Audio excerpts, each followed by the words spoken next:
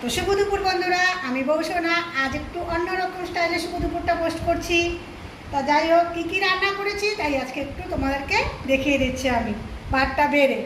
তা এই দেখো, প্রথমেই রয়েছে সাদা ভাত, তারপরে রয়েছে এখানে স্যালাড, শসা, লেবু,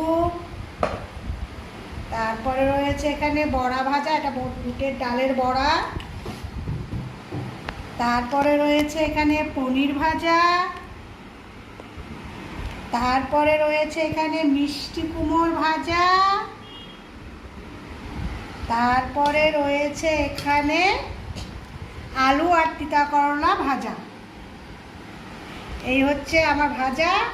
তারপরে রয়েছে এখানে মাসকলার ডাল, তারপর রয়েছে কলা দিয়ে, বড়া দিয়ে, আলু দিয়ে একটা সুন্দর করে সবজি, তারপর রয়েছে আলু দিয়ে পনির দিয়ে সবজি।